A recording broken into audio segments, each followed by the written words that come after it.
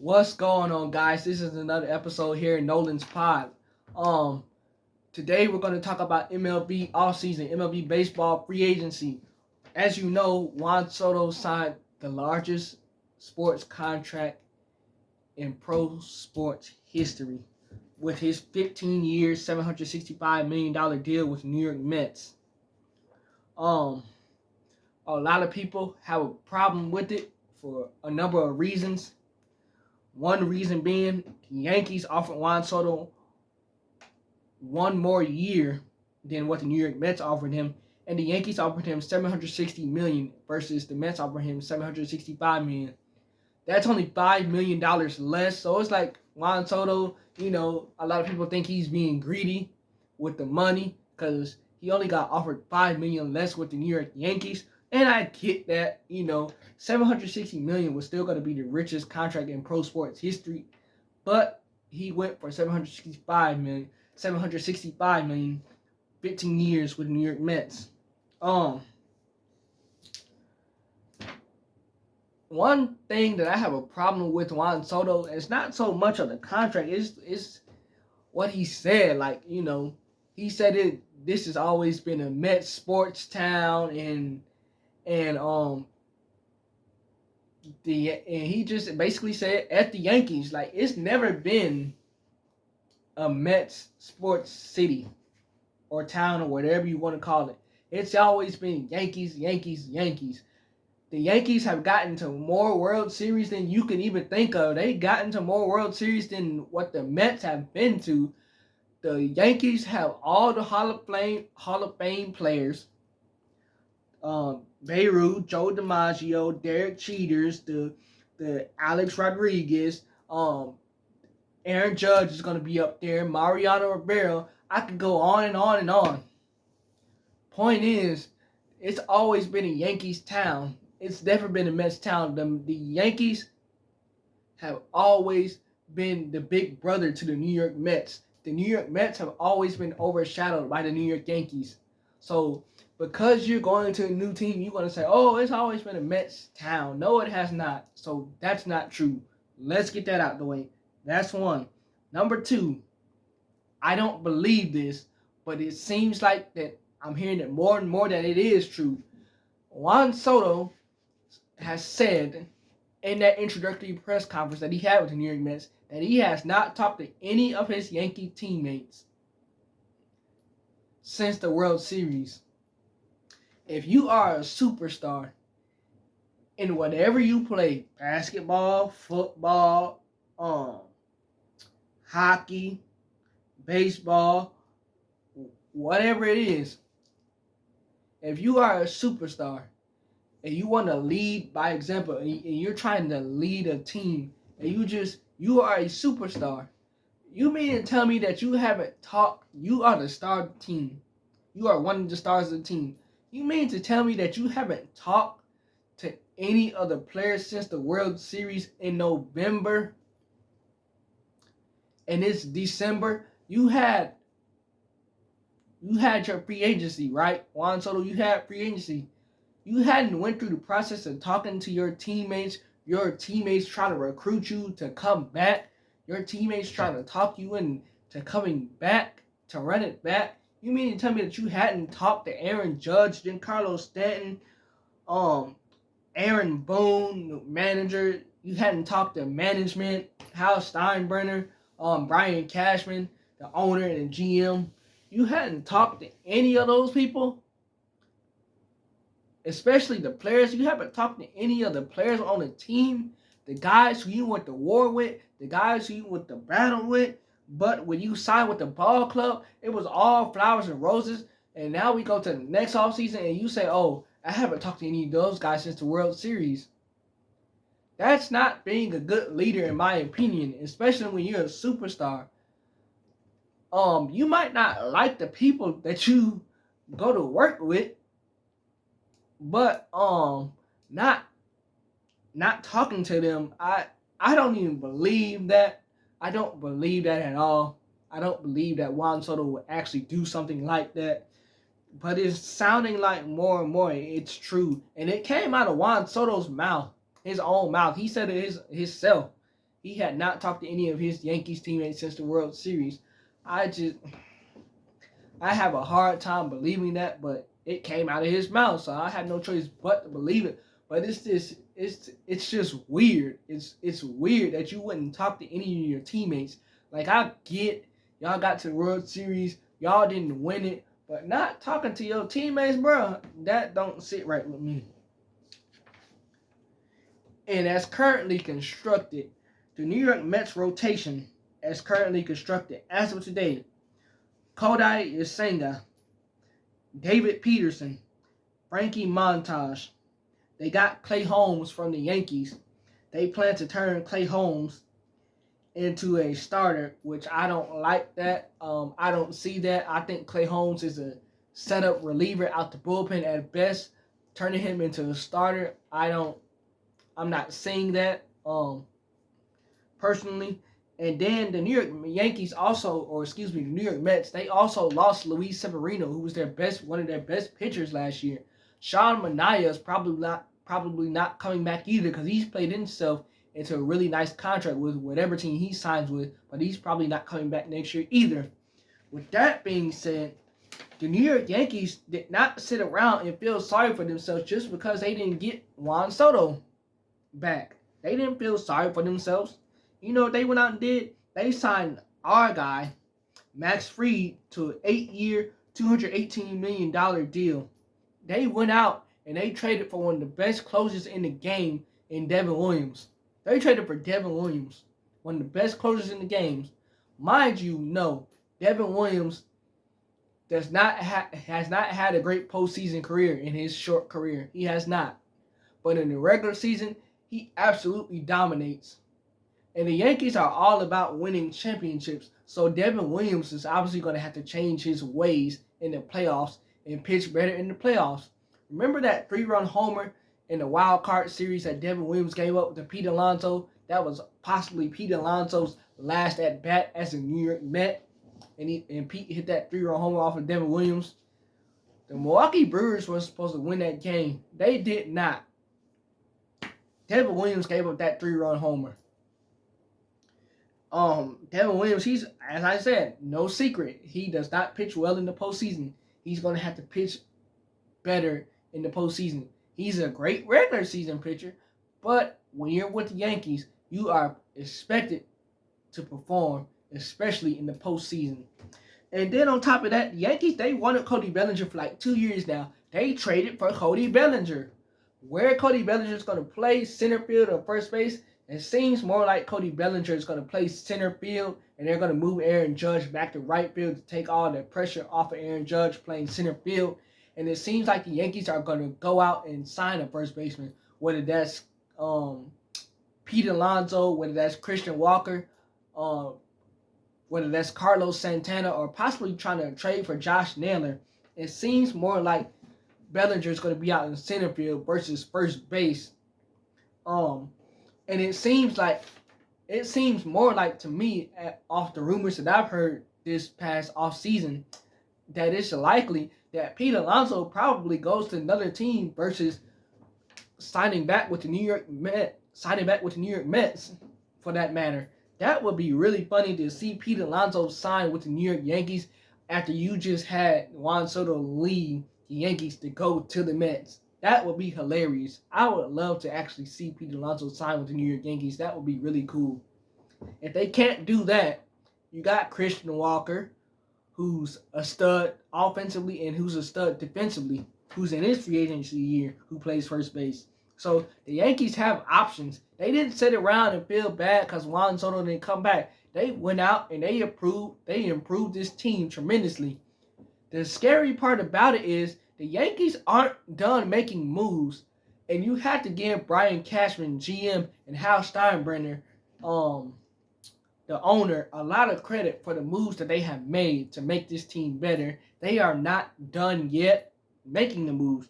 They still need to improve. That's the scary part about it. And then the Yankees pitching rotation, currently constructed as of today, is way better than the New York Mets rotation. You have one of the nicest 1-2 punches in baseball that you can have on paper with Garrett Cole returning back to his old self and him being an ace. Obviously, he was injured last year, and he got a late start to the season. He's going to have a full spring training to get ready. He's going to have camp to get ready. He's going to be back to his old self. And then you got Max Fried, your number 2 pitcher. We know what a stud Max Fried is.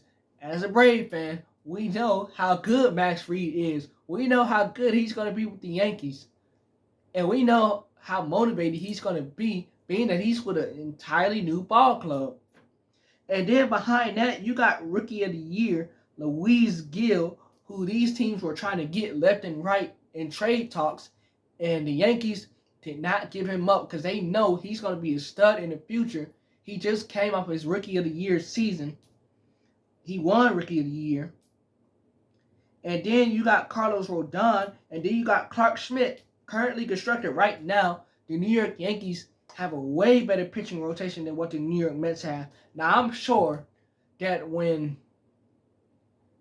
the Mets talked to Juan Soto, they told Juan Soto that they were going to go out and get starting pitching. I'm pretty sure they told him that.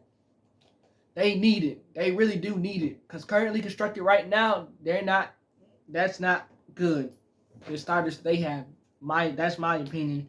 And then as far as the roster goes, you got Jeff McNeil, you got Starling Marte, you got Tyrone Taylor, you have Brandon Nimmo, you have Mark Vientos, you have Francisco Alvarez, you have Francisco Lindor. So you have pieces. Maybe they signed Pete Alonso back, maybe they don't. Don't seem like they are. But you have the pieces. You have the pieces, but you need the pitching staff.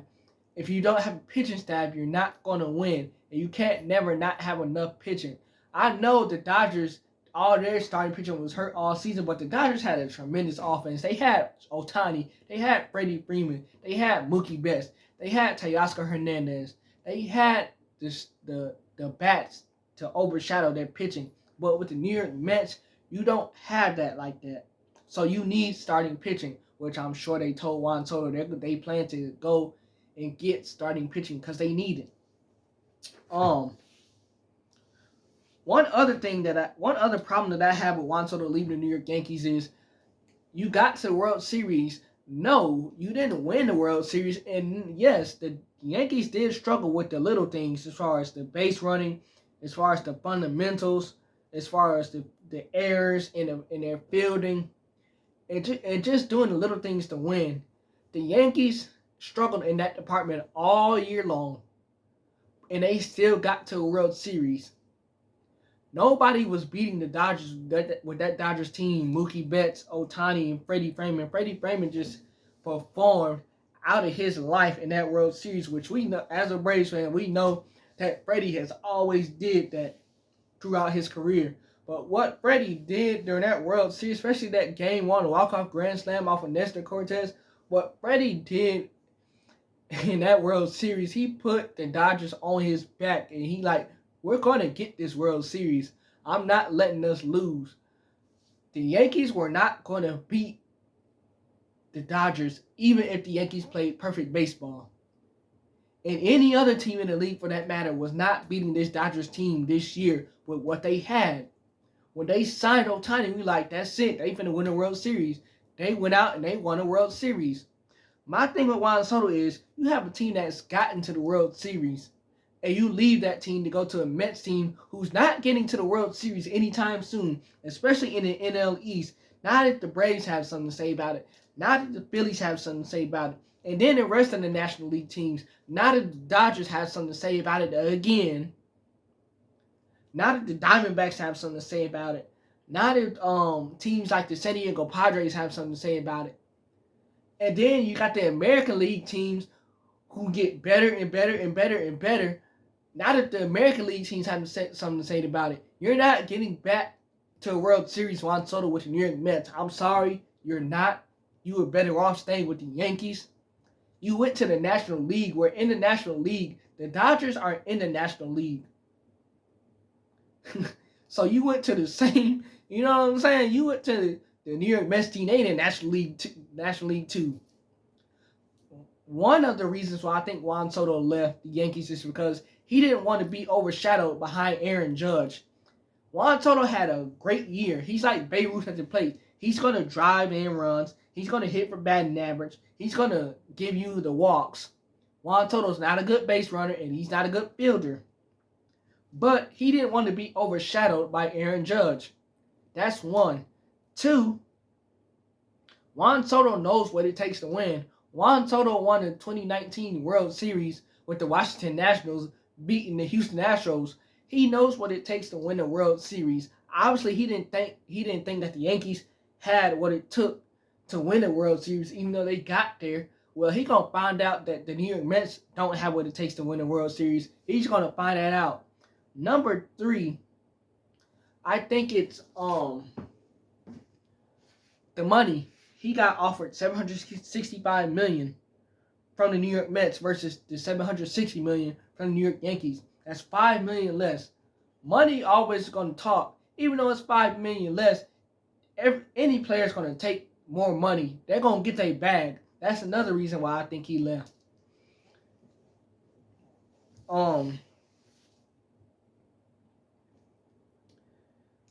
But currently constructed, the New York Yankees have a much better roster than what the New York Mets have. And they didn't go out feeling sorry for themselves. All the Yankees got to do is just clean up the mistakes they made, clean up the little things, play fundamentally sound baseball. Don't make the stupid errors and the stupid plays and the bad base running they had. You mean to tell me if the Yankees can't clean up the little things, they can't get back to the World Series? Come on now. And then the other thing that I think it was, the Yankees and Aaron Judge. Aaron Judge, I'm afraid that we're going to have to start saying that Aaron Judge is a regular season player. He performs tremendously in the regular season. No question about it, the captain does, Aaron Judge. When the pressure is turned up a notch, when the bright lights come on in the postseason, Aaron Judge, he's just a regular player. He's one of those regular players that step in. He's like somebody like, let's see, who can I say? He's like Jeff McNeil. Jeff McNeil, he's good, but he's not like a superstar or a star on the team. He's like Jeff McNeil. Or he's a regular player. Jeff McNeil's a regular player. Aaron Judge is not a regular player. We know Aaron Judge is Hall of Fame caliber, but when the postseason comes around, he's a regular player. He has struggled tremendously in his postseason career. That did not change this past postseason. He struggled this past postseason. So one of the other reasons why I think that Juan Soto left this ball club is because Aaron Judge is not clutch. And you have one superstar, you need your other superstar to be clutch. Because Juan Soto performed phenomenal in the postseason and in the World Series. He really did. But if it's just you and your other superstar on the team is not clutch and he's not doing what he needs to be doing or what he's capable of doing in the postseason, then you're never going to win anything. So that's another reason why I think Juan Soto left.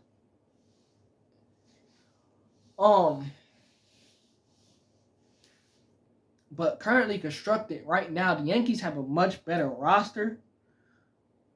The Mets are still going to make some moves, we know, because they need starting pitching. Whether they sign Pete Alonso back or not, which I think they need to, obviously, of course. It just doesn't seem like he's going to be a New York Met. We will see. That's all I have for you guys today, though. Let me know what you guys think about the Juan Soto move. Let me know if you think he should have stayed with the Yankees or gone to the money and gone with the Mets was the right decision. Let me know who has the better roster, the Yankees or the Mets. Kyle Tucker, Houston Astros right fielder, he got traded to the Chicago Cubs. So after Juan Soto made his move, the MLB offseason definitely got crazy. But that's all I have for you guys today.